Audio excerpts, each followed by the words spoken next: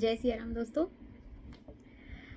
देखिए, पितृपक्ष आ रहा है और इस बार पितृपक्ष जो शुरू हो रहा है उसकी शुरुआत में भी ग्रहण पड़ रहा है और पितृपक्ष का अंत भी ग्रहण से हो रहा है। तो ये पितृपक्ष बहुत ज़्यादा इम्पॉर्टेंट हो जाएगा और मैं सभी को सलाह दूंगी कि जितने भी लोग हैं, आपके घर में चाहे पितृदोष है चाहे नहीं है, आपको अपने पितरों के लिए इस बार पितृपक्ष में तर्पण, पाठ, जप, तप जो भी आप कर सकते हैं वो अवश्य करना चाहिए। ठीक है।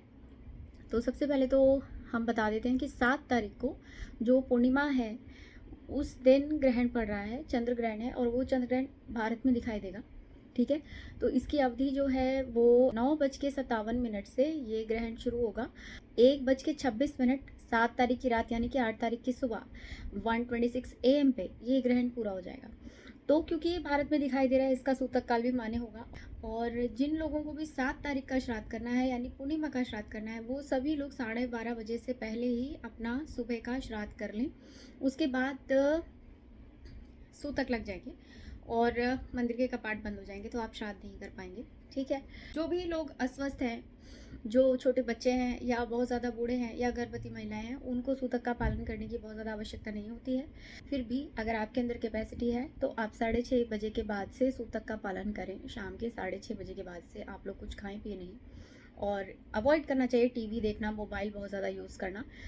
और जिस वक्त ग्रहण काल होता है उस टाइम पे सोना अवॉइड करते हैं, क्योंकि ये ग्रहण काल रात में पड़ रहा है। हमारा ग्रहण जो है वो रात को 9:57 से लेकर 1:26 AM तक रहेगा। तो वो जो टाइम है उसमें अवॉइड करना चाहिए सोना। फिर भी यदि अगर आप अस्वस्थ हैं, आपको कोई और परेशानियां हैं, तो आप सो सकते हैं।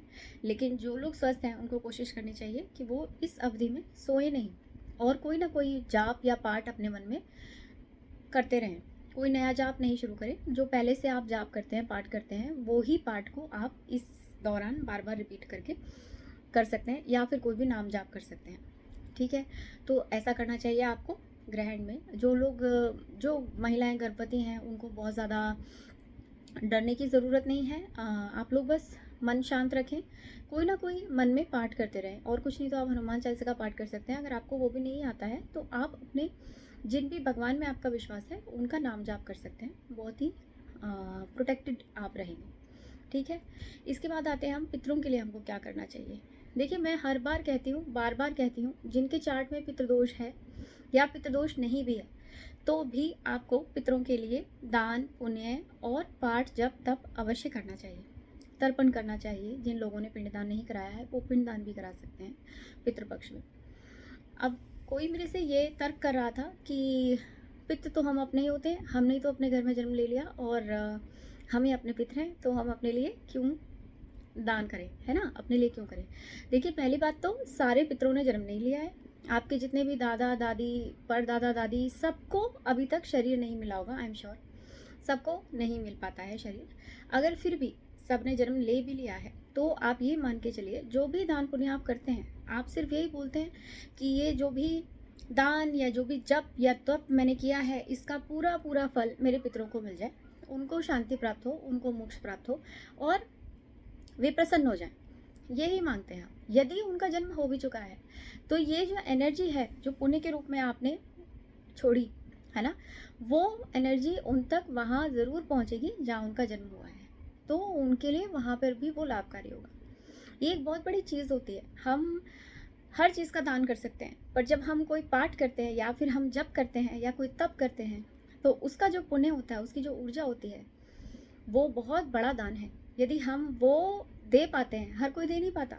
हमारे मन में आएगा, हम 1 घंटे से बैठ के मैं पाठ कर रही हूँ और ये इसका पूरा फल किसको चला जाए, जो व्यक्ति इस दुनिया में है ही नहीं।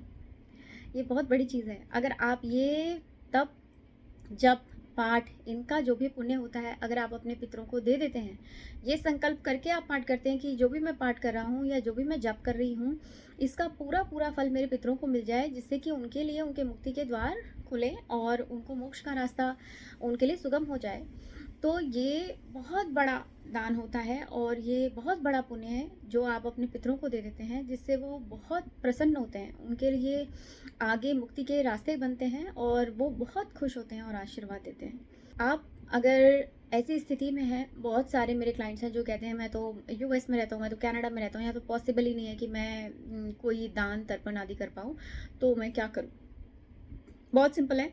आप एक जाप या फिर कोई भी पाठ आप संकल्प लेके, हाथ में जल लेके संकल्प कीजिए कि भाई मैं ये 15 दिन तक अपने पितरों के प्रति ये जाप करूँगा या ये पाठ करूँगा और इसका पूरा पुण्य मेरे पितरों को मिल जाए, ऐसी ईश्वर से मेरी प्रार्थना है। तो आप वो जल ज़मीन पे छोड़ दीजिए और हाथ जोड़कर रोज़ वो जाप पाठ जो भी आपने डिसाइड किया है वो कीजिए। पाठ या जाप कौन सा करना चाहिए वो मैं आपको बता देती हूँ। देखिए, आप अपने पितरों के लिए गजेंद्र मोक्ष का पाठ कर सकते हैं, बहुत ही अच्छा है।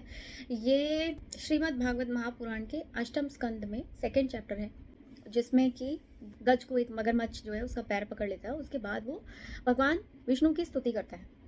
तो वो जो स्तुति है उसको हम गजेंद्र मोक्ष बोलते हैं, गजेंद्र मोक्ष का पाठ है वो, उसका पाठ करना चाहिए। आराम से मिल जाता है, आप अमेज़न से मंगा सकते हैं गजेंद्र मोक्ष पाठ, गीता प्रेस का मंगा सकते हैं, या फिर अपने घर के आसपास कोई पूजा पाठ की शॉप है जहाँ सामान मिलता है, तो वहाँ पर भी आपको गजेंद्र मोक्ष का पुस्तक छोटा सा मिल जाएगा, वो पाठ आप कर सकते हैं। आप गीता का पाठ कर सकते हैं। 15 दिन है, इसमें 18 अध्याय का पाठ करना है, तो आप कैसे करेंगे वो आप डिसाइड कीजिए, लेकिन रोज़ आप गीता का पाठ कीजिए, आप वो कर सकते हैं।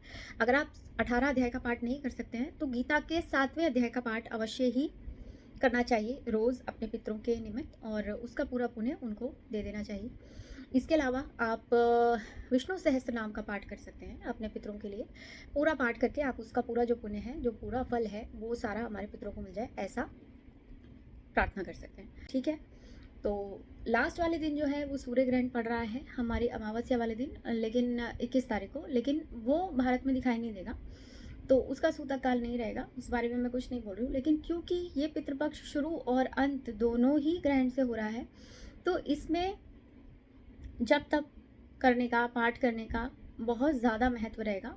आप लोगों को अवश्य ही जप करना चाहिए या फिर पाठ करना चाहिए, जैसा कि मैंने बताया, या आप कोई और पाठ भी कर सकते हैं। आपको कोई और पाठ पसंद है, आप वो पाठ कीजिए। रामचरितमानस का पाठ कर लीजिए आप। इन 15 दिन में मैं रामचरितमानस पूरी पढ़ लूँगा, या फिर और भी कोई आपको पाठ पसंद है तो आप वो कर सकते हैं। करें, अवश्य ज़रूर करें, ठीक है।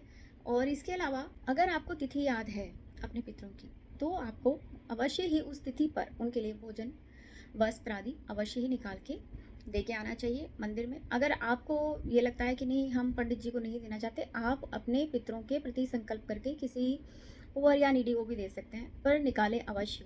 इतना भी आलस ना करें कि भाई नहीं, मैं तो सीधा अमावस पे कर देता हूँ या मैं तो सीधा अमावस पे कर देती हूँ।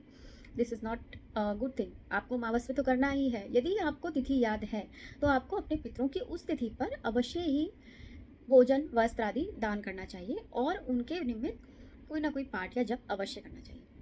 आप तर्पण करवाइए अपने पितरों के लिए, बहुत ही अच्छा रहता है। अगर आप अमावस पे किसी योग्य ब्राह्मण को घर में बुलाकर उनसे तर्पण करवाएं अपने पितरों के लिए, और फिर उसके बाद उनको यथा योग्य आप दान दक्षिणा देकर उनको विदा कीजिए, बहुत ही अच्छा इसका फल रहता है। तो आशा करती हूँ कि ये जानकारी आपको बहुत ज़्यादा काम आएगी। मिलते हैं फिर नए दूसरे टॉपिक के साथ, नए वीडियो के साथ। आप इस वीडियो को ज़्यादा से ज़्यादा शेयर कीजिए, लाइक कीजिए इस वीडियो को, सब्सक्राइब कीजिए मेरा चैनल, और भी कुछ आप देखना चाहते हैं तो अवश्य मुझे कमेंट करके बताइए। मेरा कम्युनिटी भी आप ज्वाइन कर सकते हैं। Thank you so much. जय सिया राम।